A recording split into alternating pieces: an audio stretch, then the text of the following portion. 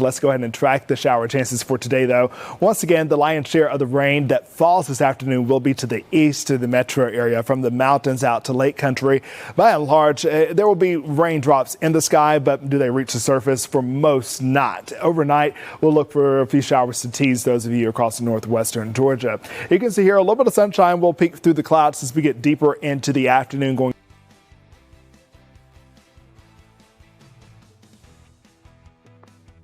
Good afternoon, and thank you so much for streaming with us here on Fox Local. I'm Tom Haynes, live in the Fox 5 Atlanta newsroom. A busy Monday afternoon of news to get to. We're going to start with a big developing story right here out of Atlanta this afternoon, where 3 of the men accused in a shooting that broke out during a Mechanicsville neighborhood celebration appeared in a Fulton County courtroom. Our Deidre Dukes covering this story for us today. Deidre, what happened in court today? Well, let's take folks back, Tom. This shooting happened in August of 2024 in Rosa L. Birney Park in southwest Atlanta in the Mechanicsville neighborhood. Now, this was an annual event, reunion for folks in the neighborhood and, folks who come back to the neighborhood after moving away, a real family-friendly event. And during that event, gunshots rang out. Several people were wounded, 5 in all. Some real tragedies out of this shooting, Tom, because while all 5 victims survived, 1 woman was left blinded, another young woman was left paralyzed. And some of those victims and their families were here at the courthouse today when the 4 suspects were arraigned here at the Fulton County Courthouse. We had an opportunity to talk to victims and their families, also had an opportunity to talk to one of the defendants in the case.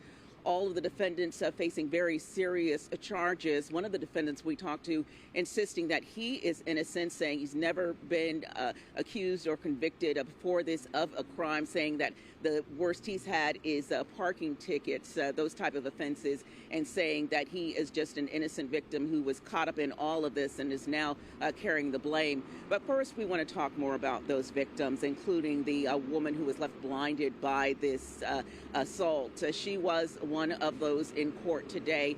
She took time to talk to us after she left the courthouse and was there with her mother. And she said that this really has changed the trajectory of her life. She said that she had to learn how to walk and talk again. Her life has changed in so many ways. She was studying to be a phlebotomist. She says that she has had to learn just to live her life in an entirely, totally different way.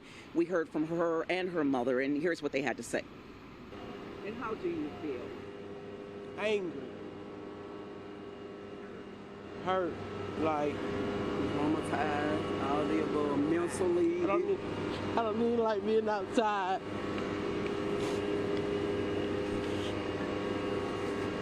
These have really. I'm her mother, and these have really mentally messed us up. These have really took a hold on not only me and my daughter, but my family. As of the young lady who was paralyzed, I speak with her mother on occasions, and I know these have messed up. We just try to pray together and try to ask God to give us strength to get through this, but we're never gonna be okay. Never gonna be okay. These have really damaged us as a whole. And we want justice, and we as mothers, we will fight until we get justice.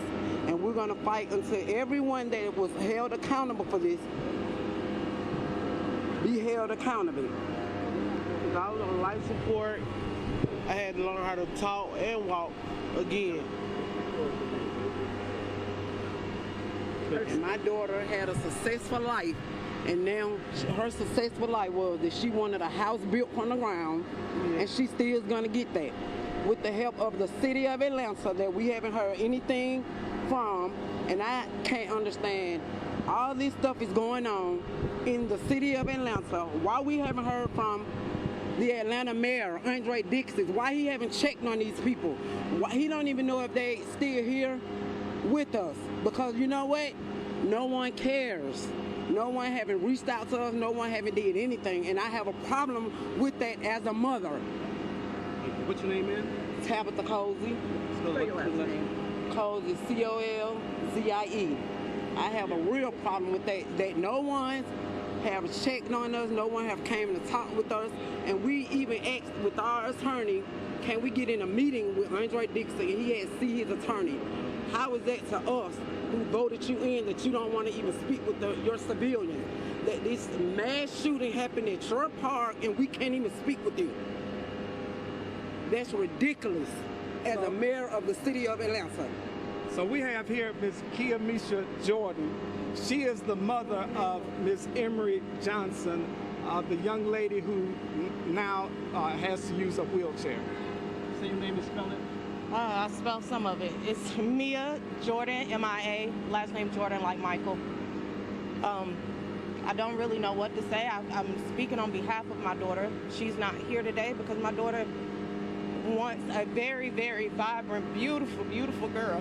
Now will no longer come out the house, let alone if you could just get her out the bed or out the bathroom. It's weird, but she spent most of her time in her chair, just locked in the restroom most days. My daughter was an absolute go-getter before this. She didn't deserve none of what she's gotten. She's not perfect, but she was only a child just trying to enjoy herself. And the consequence of just going out to enjoy friends within 30 minutes that she received is unfair. I do want justice. I want all individuals that were involved in the shooting. I do. They need some time. It's not fair that they get to now, even right now, walk around, do what they want to do, and just be free and continue to terrorize the city. And then I'm terrified. I don't know where to go. I look at the young boys around me and I'm afraid because I don't know if one of them is one of the shooters, don't know who to talk to. Atlanta's not that big. So you could say a name and they might know me or know my daughter or know the situation, and it's terrifying. For me, my daughter, my other kids, it's put an extreme strain on my entire family, and it's unfair.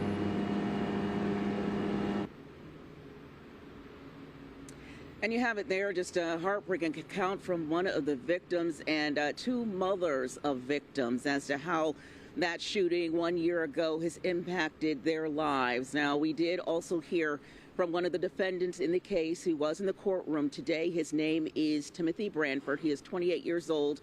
Again, he has never been charged, he said, or of a serious crime. The worst he said he's had is like parking offenses, parking tickets, things of that nature, insisting that he is innocent in all this, saying he, in fact, got caught in the midst of this shooting as he and his family were there working and trying to leave the park when the shooting broke out. Here's what he had to say.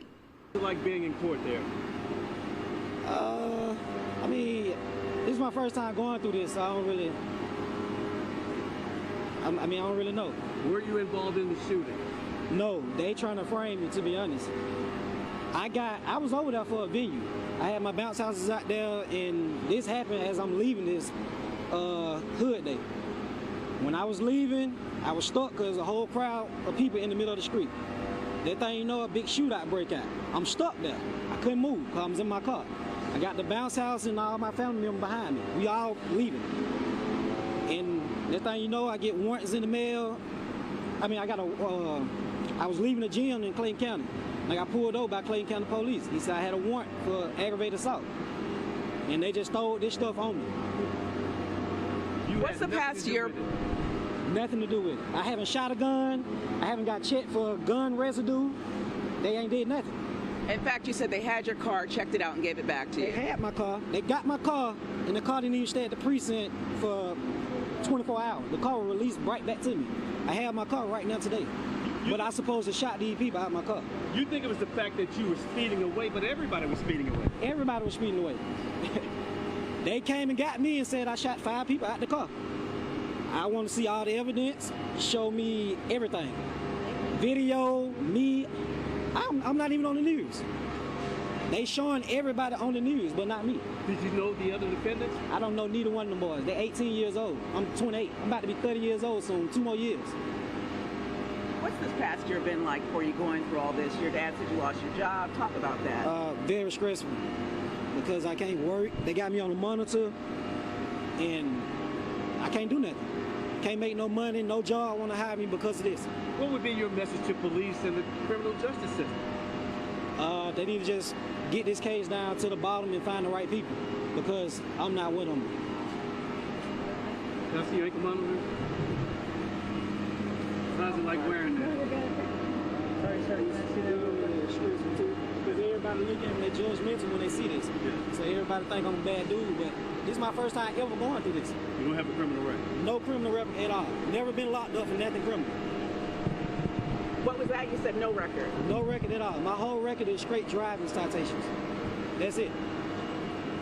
I also had my kids out there as well because I run a bounce house business. I was booked over there for my bounce houses. My kids was out there too. You telling me I'm gonna shoot with my kids out here with me? Come on now, it don't make sense. Yeah.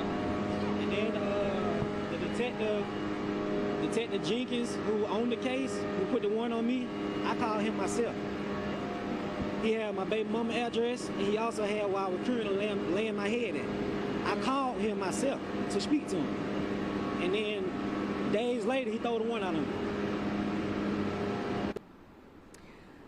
And Tom, so you heard it there. One of the defendants in the case, Timothy Branford, 28 years old, stepping out of the courthouse, talking to reporters here this morning, insisting that he is innocent, saying that he is eager to clear his name in this case. Also hearing from the victims this morning and their families as to how their lives have been forever changed by the shooting that happened there at the park 1 year ago.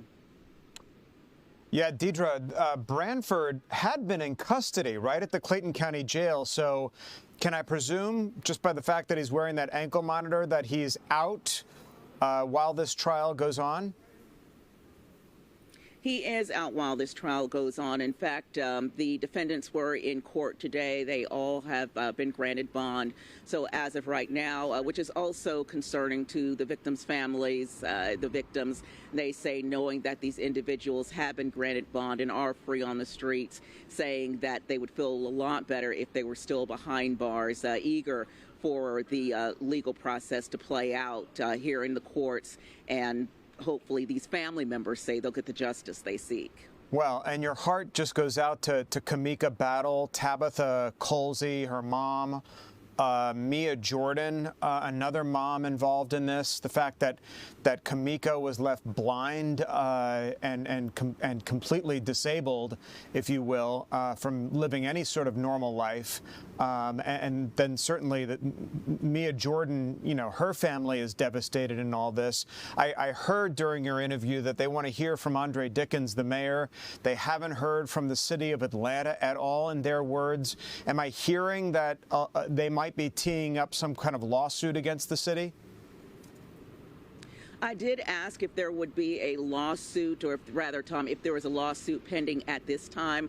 I was told that there is not. However, we know that when it comes to this sort of a situation, that that could change. What that would look like, we can't say at this point, but they did have an attorney there with them today during the news conference. Just you know, breaks your heart hearing those victim impact statements as this trial gets underway. Deidre Dukes with some really compelling sound and information from this morning. Deidre, thanks. We got some other stuff happening that I want to tell you about today. The Rockdale County Sheriff's Office is investigating a deadly shooting that happened this morning on Salem Road. Deputies were called out to that area about 8 o'clock this morning after reports of shots fired in what investigators are believing may have been a domestic-related incident. When they arrived, we're told, they found a woman suffering from a gunshot wound. She was taken to a local area hospital where police say she later died. That shooter's not been arrested at this time, but the sheriff's office does tell us that there's no known threats to the area and that the public is safe at this time. Deputies, investigators spending the morning redirecting traffic in that area around the Salem Chase Apartments and surrounding roads as they worked that scene. What was supposed to be a day of celebration for Sabrina Walker's family with the grand opening of her brand new barber shop turned into a day of remembrance after investigators say that she was shot and killed by her husband over the weekend. The Georgia Bureau of Investigation said that Walker, who's 56 years old, was shot outside her Douglasville home Saturday night by her husband, Volanta Walker, during an argument. When officers arrived at that home, they said that Volanta refused to drop his gun, pointed it at officers, and then they opened fire, hitting him. We spoke to Sabrina's daughter about this situation. Literally brought a knife to a gunfight. I couldn't do anything. He could have took me with her. So as much as I wanted to Are we doing the White House? I'm happy I'm still here with all my sisters. The medics took that alleged shooter to a nearby hospital for treatment. The Bibb County Sheriff's Office is investigating a death that happened on Soledad Court last night. Deputies reportedly responded to a home and found 16-year-old Cameron Williams. Williams lying unresponsive in the driveway, suffering from a gunshot wound. Emergency services arrived on that scene to render aid. He was later pronounced dead by deputies. Bibb County Sheriff's Office investigating and still determining what led up to that shooting. As we continue here, there's more drama at the Fulton County Jail. Some news of some reported improvements happening after an inmate was critically injured last week. Our Angelique Proctor is on this story, and we'll have more as we continue here.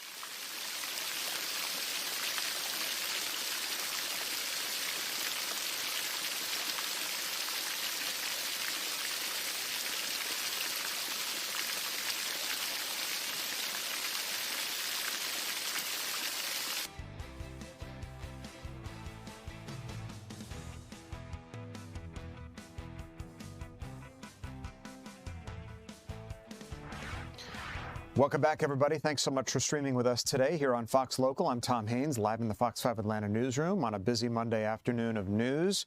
The Fulton County Sheriff has announced some changes at the jail. This following the violent attack of a 20-year-old inmate last week. That woman still in critical condition at Grady Memorial Hospital. Our Angelique Proctor is there at the jail to talk more about what kind of changes are in store. Angelique? Well, good afternoon to you, Tom. These are changes, personnel changes, people who work for the Fulton County Sheriff's Office. Many of them have law enforcement duties that were outside of the jail. Now those people are being brought back to the jail. They will focus primarily and exclusively, as the memo says, that we got our hands on. They will be working exclusively here at the jail. And of course, we also learned that the chief jailer here has been reassigned. And as you said, all of this happening after the 20-year-old Tiariana Ledbetter was attacked here at the jail. We do have pictures of her. She is still on life support at Grady Hospital. I talked with her mother as recently as today, and she says there has been no change. Now, Ledbetter's mother and arrest documents indicate that this attack happened between September 22nd and 23rd, over a 24-hour period. They're not exactly sure when the attack happened, but they do know within that 24-hour period. They have charged the cellmate, though, 27-year-old Shania White, with aggravated assault, aggravated battery, and tampering with evidence. Now, we talked to White's family as well. They say she, too, is mentally ill.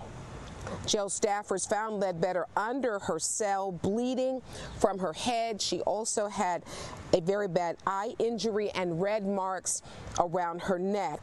The reports also indicated that she had no pulse.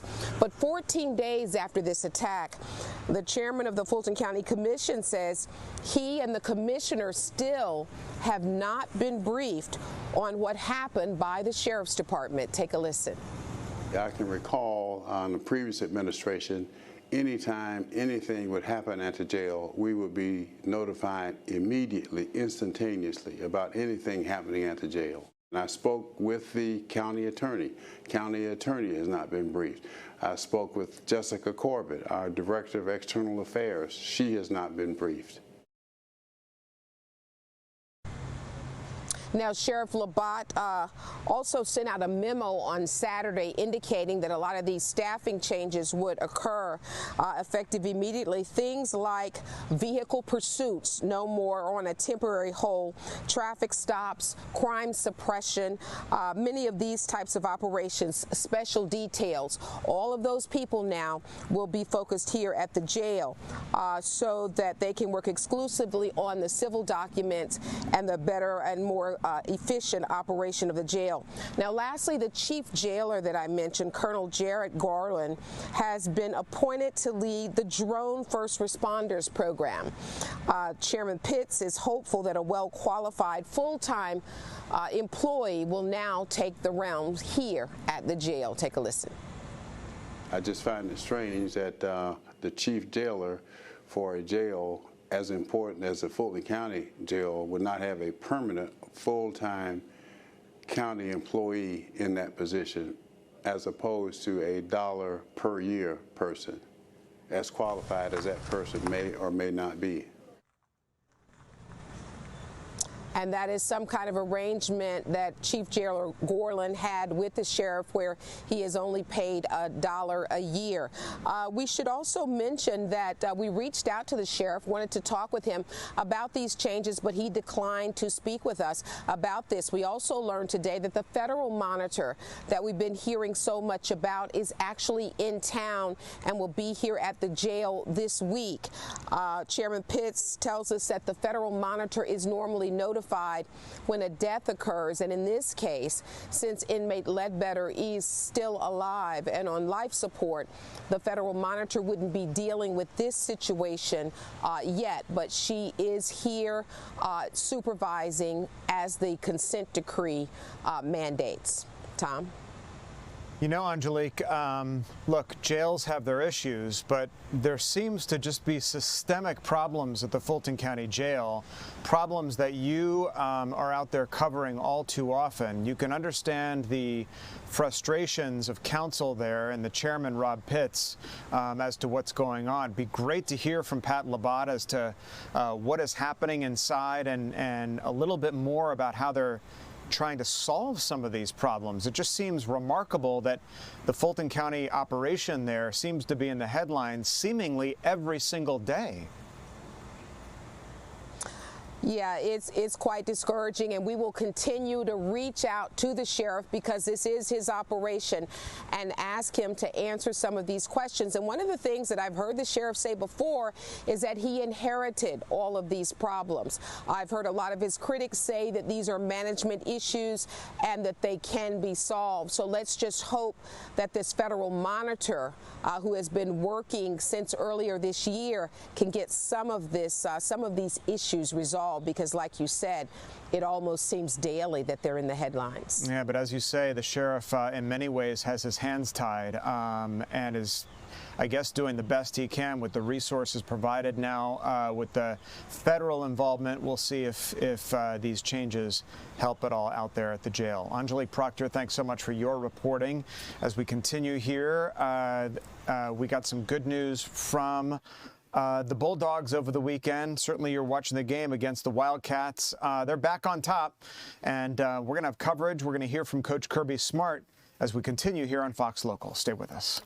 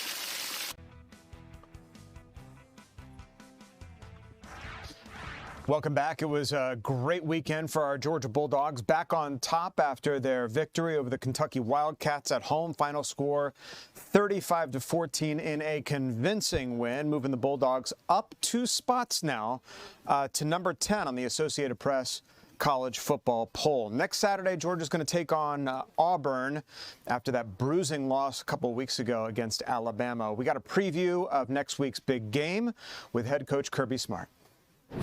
All right, on to Auburn for us. What an atmosphere, an opportunity to play a night game at their place. They've got incredible atmosphere, which is starting to be the common theme around our conference. But this place is really hard to play. They do an unbelievable job with the whatever you call the game interaction, the crowd, the fans, their students.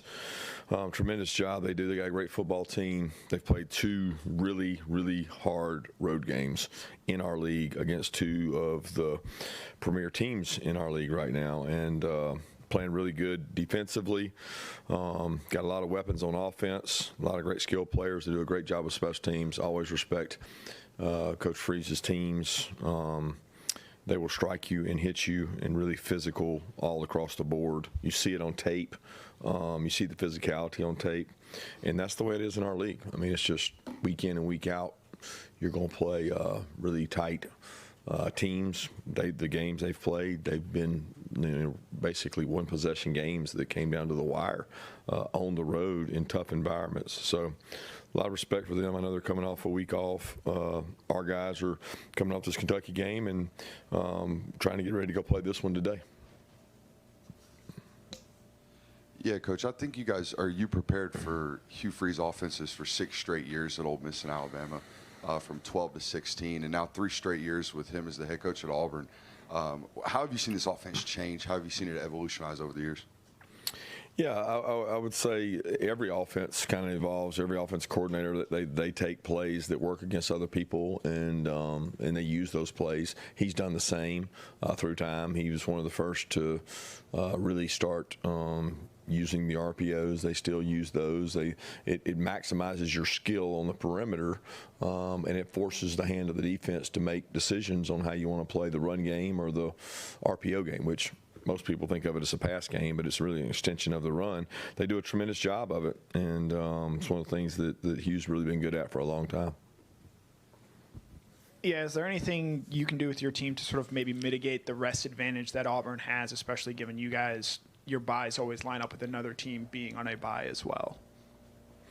I don't know that anything I can do to mitigate that, because this is going to be a physical game. I mean, you have to practice football to get good at football. They'll practice this week, just like we'll practice this week.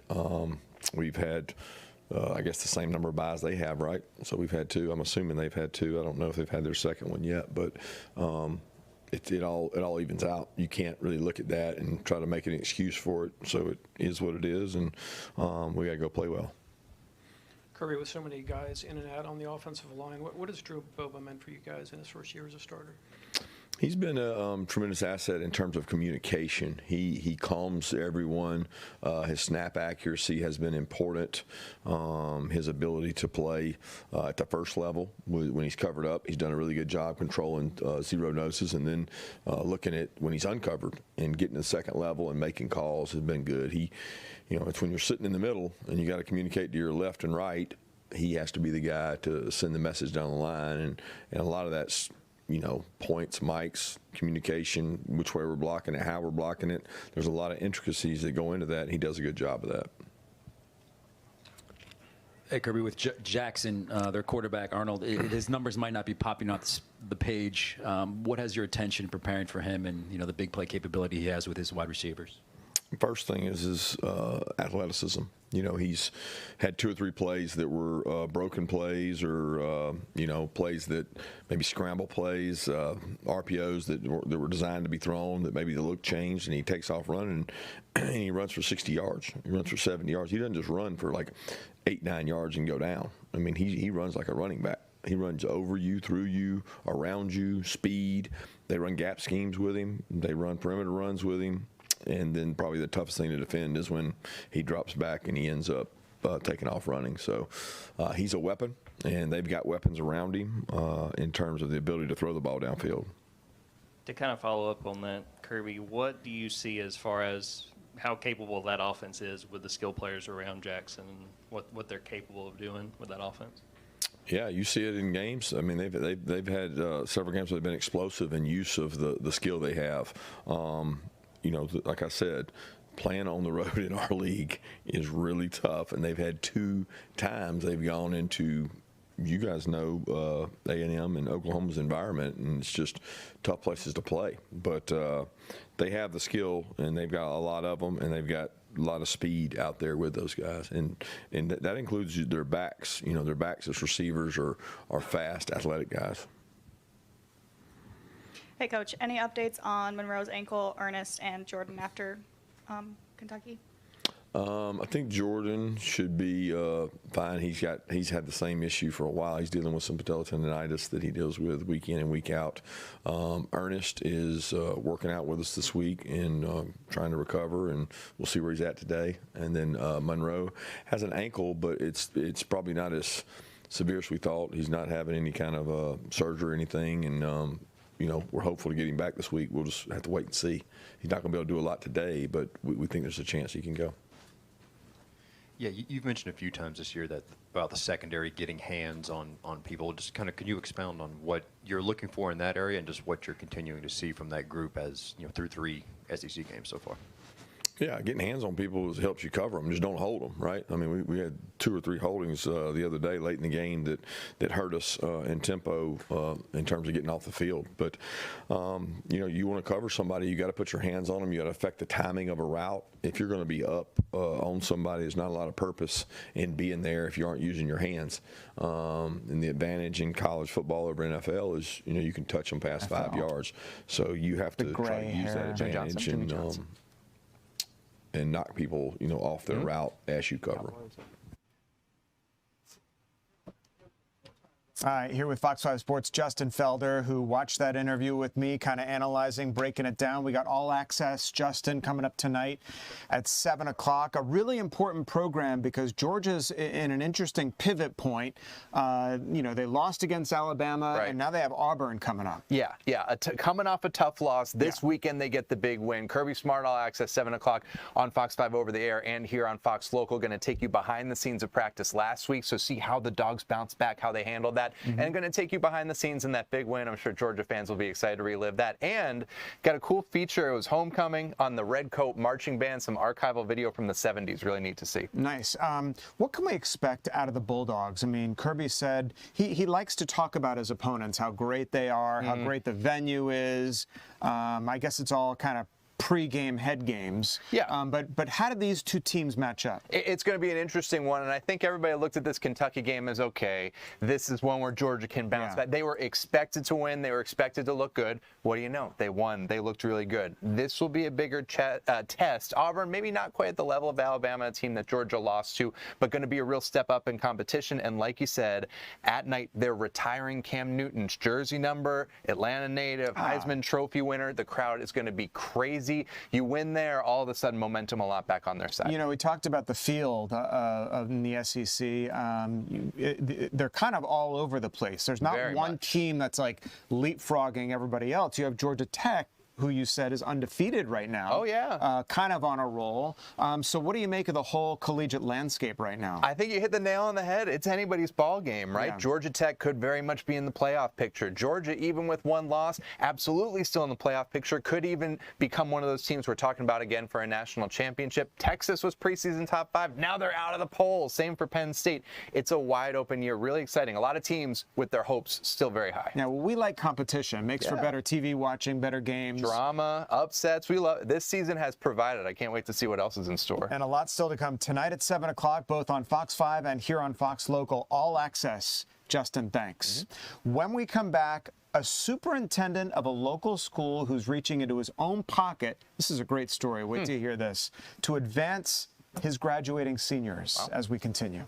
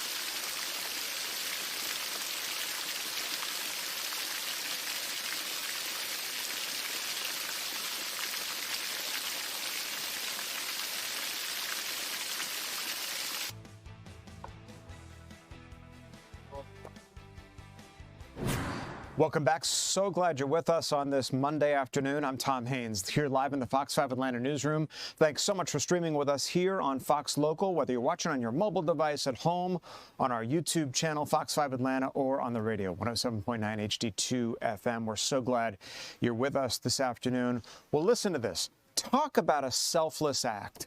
Marietta School Superintendent Dr. Grant Rivera once again donating his annual bonus money to cover the application fees for some of his students. And this is going to be the 7th year that he's done it. Dr. Rivera joins us now live. Thank you so much for being with us this afternoon. This is really designed to give some of your seniors sort of a leg up in the early application process. Why did you decide to do this 7 years ago? Yeah, good afternoon. Well, from my perspective, it's really very simple. We've got kids who do the right thing at school. They work hard, they're leaders. And it was just a chance for my family and me to simply say thank you to these kids. They've done everything right. And our hope really is to open the next door for them as they imagine their dream school and let me cover the college application so that way you can apply and chase that dream. When you look back at some of the students that have benefited from your generosity, tell us about them. Is there a particular story that kind of sticks out to you? Well, I have to acknowledge that while I have the honor and privilege of standing there with my credit card and hitting submit on the application as I cover the cost, it's actually a story about every Marietta City Schools educator who loves on these children all throughout our city and all throughout our school district. And the stories are incredibly special. I think myself, just like their teachers, you ask a child, where's your dream school? And let's apply. And I mean, just today I was sitting with kids who are applying to Georgia Tech and Georgia and University of North Carolina. And I say to every single one of them, hey, you just have to promise me that when you get accepted, not if, you're going to come back and we're going to high five your teacher and you're going to high five your counselor and just include me in that celebration. That's really my only ask, because so many of the educators here in Marietta made this moment possible. Yeah, definitely come back, give you some props for the assistance. We know Atlanta Public Schools just celebrated an over 90% graduation rate. So it's really going around our area. It's infectious. And that is a good thing where our students are concerned. Do any of your students have to qualify to receive the benefit money, or do they simply come into your office and say, hey, I need some help? Yeah, no, it's real simple. What I do is I actually go to the high school several times throughout the fall. We really prioritize early action, early decisions. So there's a deadline coming up October 15th. But basically, I tell the kids, meet me in the media center, bring your laptop, and have worked with your families, with your counselor, with your teacher to complete your application. My job is simple. If you show up with a smile on your face, and I got a credit card in my hand, and it's just a chance for us to say thank you to kids who've done the right thing and worked hard. And this really tees them up, the early acceptance process, because early acceptance means that a student can apply what is also known as early decision, correct? And that might help their chances into getting into a school. Exactly, Tom. I mean, our hope is that we want to set our kids up to have every opportunity, every advantage. So what I say to the kids is some of these early action, early decision, early admission windows, they give universities and colleges give kids a first look. And sometimes we have found over time that our kids do better when they apply early. So listen, the last thing we want is for a kid in January, February, March to be scrambling for what they want to do in the next chapter. So in Marietta, we use this as just a small incentive to get kids to plan early, to engage with their families, work with their counselors, work with their teachers, and that's where we're here, just to support them and love on them. You know, you're the school administrator for the Marietta City School District. You sit atop that program, and yet you're sort of intimately involved in this process with your students, which is so important. And I'm seeing it more and more, time and time again, where school systems are engaging their student body to help. You know, it doesn't finish when they sort of walk across that stage at graduation. They want to push them into higher education or things like trade schools. So they're engaging students on a much more individualistic level. Yeah, I think your point is very well taken. Listen, I remember when I was going through high school and there was a conversation about college or no college. And I really think the opportunities for kids these days are much more diverse. And in Marietta, we talk about three things. Employment, which is kids who are leaving our high school, going to full-time employment. They too should be celebrated. They too should be honored. We talk about employment. We talk about enlistment, kids who are going in to serve their country. And three, we talk about enrollment, which is enrollment in college or post-secondary training. So for us, there's employment, enlistment, and enrollment. All three of those should be celebrated. And we believe in Marietta that there's a right place for every child. And our job is to help them not just graduate and stop, but graduate and continue into whatever that placement looks like. And I think today is about, for me, and this week and the next couple of weeks is about the kids who are looking to enroll in post-secondary opportunities and how do we eliminate barriers. But it's also about celebrating, equally as important, the kids who are going into our military, the kids who are going into full-time employment. Sure. There's a pathway for every kid. I think educators all throughout Marietta are just trying to find the right fit for the right kid, because what works for one kid doesn't work for another. Well, you're leading by example up there. It's such a noble effort. Have you seen other district leaders step up like you have and reach into their own pockets, or if they want to do so and they're looking for ways and ideas to do something like that? I know you'd love to share what you're doing with them. Yeah, I'll say this. I think, I have colleagues and superintendents throughout all of Metro Atlanta, and I think every Metro Atlanta district, all of us as superintendents, as leaders, as educators, we're all working very hard, each in our unique ways, to support our kids.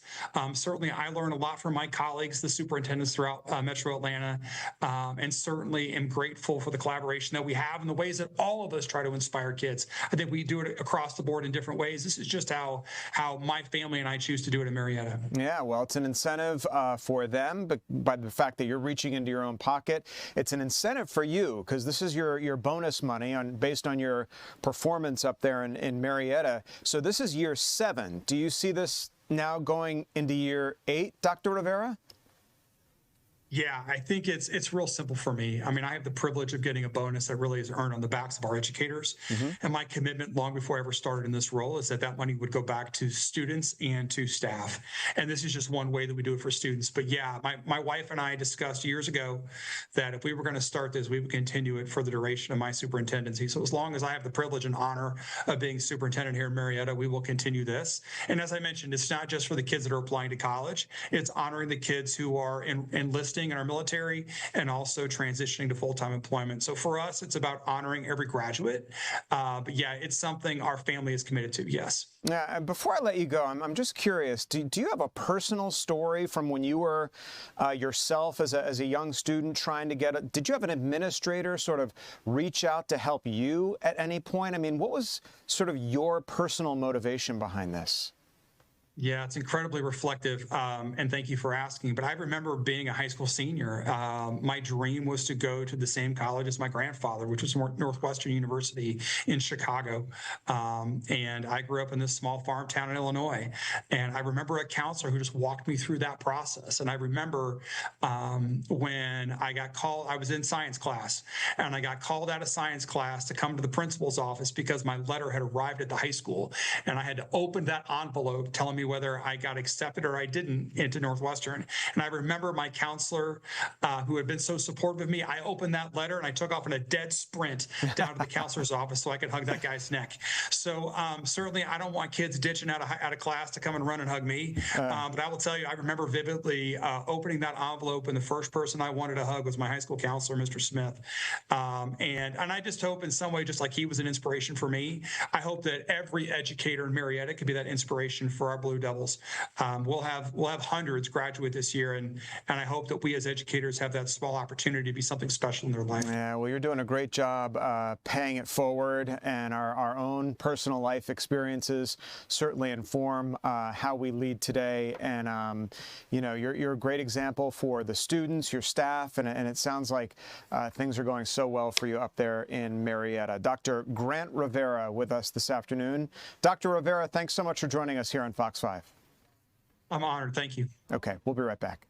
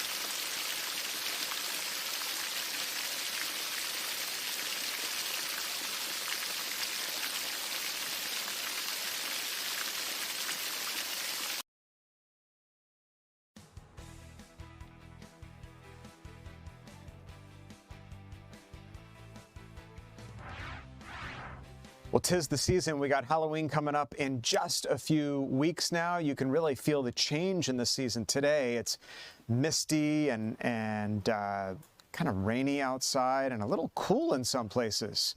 Meteorologist Alex Forbes here tracking the rest of the work week's forecast for us. Alex?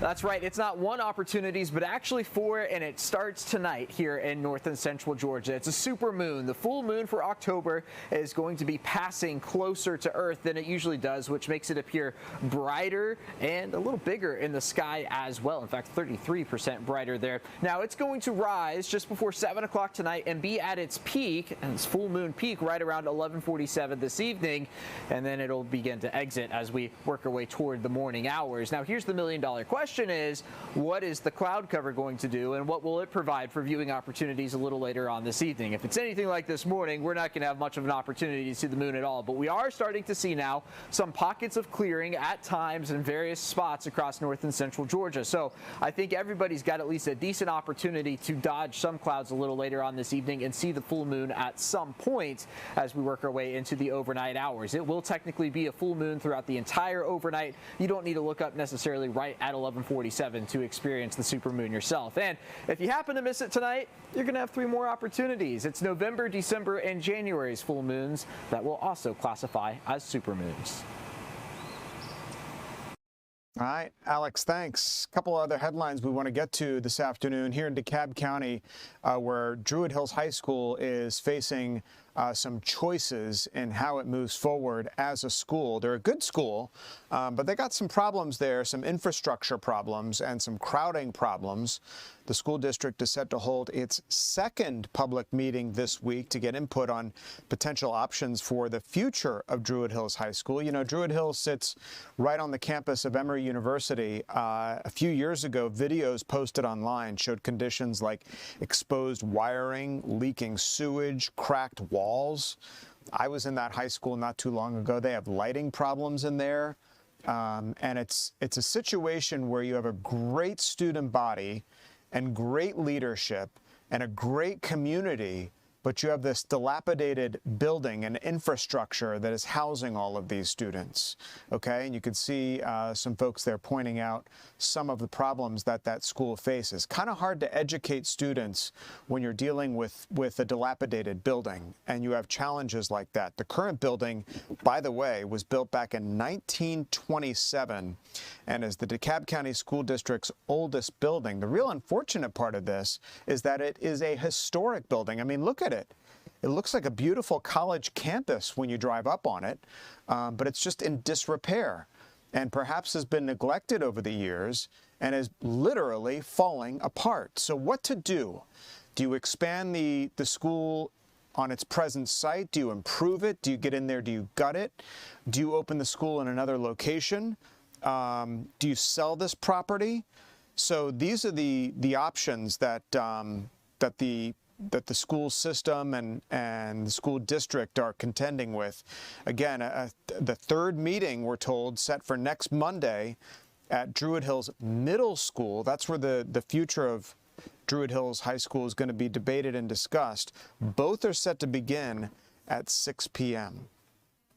The amount of kids for recess in DeKalb County is expected to be a topic of discussion also today at the Board of Education meeting. Many elementary schools have reduced recess to only 15 minutes. Parents say it's not enough time for their kids to be outside. They want them outside enjoying more sunlight. They want them outside playing and socializing with fellow students. They want at least a half hour of playtime for the district's youngest students. Advocates for longer recess have created a petition saying that recess supports children's physical health, their social skills, and their emotional regulation. So PE, a big part of that too. So that's going to be discussed today at the Board of Education meeting, the amount of time that students have to take recess outside. Parents saying that it's critical to their growth, their socialization, and their personal achievement. Atlanta Public Schools touting something really important. It's 90+% graduation rate. We just spoke about that with Dr. Grant Rivera up in Marietta City Schools.